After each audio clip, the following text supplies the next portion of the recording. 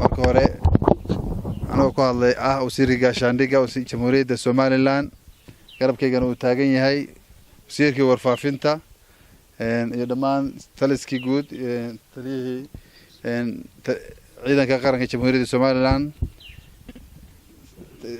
taliye ku-xigeenadiisii dhammaan saraakiishii waxaan saaka halka ku qabanaynaa shirka jaraa'id aan rabno inaan ka warbixino weerarkii gardarada ahaa oo qaawna oo saaka soo qaadeen ciidamada Soomaaliya ama maamulka Soomaaliya Puntland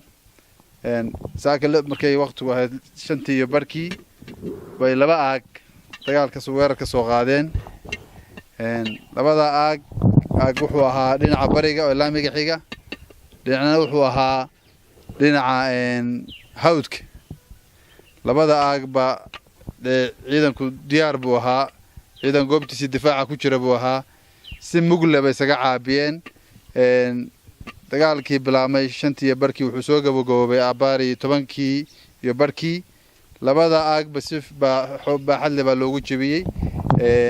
waxaa la gaaray beesaskoodii ay fadhiyeen taliska waayay god qaboobe waa la dhaafay marka halka la marayay xabadii joogsateena ciidamada qaranku waxay dib ugu soo noqdeen goobahoodii ay hore ay fadhiyeen difaaca Tukaraq 7 kilomitir difaaca ka horeeya degmada Tukaraq wadartu halkaas ay istaagtay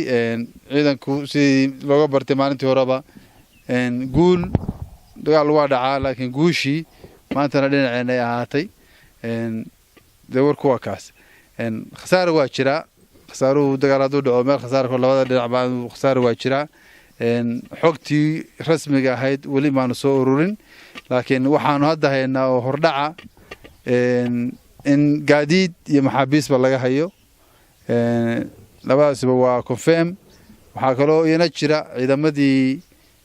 ciidamadooda khaaska sidoo tababaran oo ciidamada badda marinka oo loo yaqaano Saracen iyana dagaalka ku jireen iyaga ruuxooda laga hayo maxaabiis iyo gaadiid wixii xogta markay soo ururto isu soo wada dib dhacdo oo aan soo wada ururno xogta baanu insha Allah wixii marxaanti iyo evidence ama cadeyna aad arki doontaan sidii markii hore u dhacday hadda iminkan waxaan ku soo dhaweynayaa wasiirka warfaafinta Gurub Barwaaqo taan sorry kelmad baan dhahay intaas waxaan mar labaad iyo mar saddexaad iyo mar afraadba hambalyo iyo bogaadin u dirayaa soo majeestayaasha ciidanka qaranka jamhuuriyadda Somaliland saakana si mugle isaga caabiyay weerarkii lagu soo qaaday iyagoo goobtoodii difaaca jooga waa ogeydeen maalintii horena saasay u dhacday difaaca weerar baa lagu soo qaaday weerarkii sidii laga filayay si ka daranba way isaga caabiyeen natiijadoodana hore aan idinla qaybsanay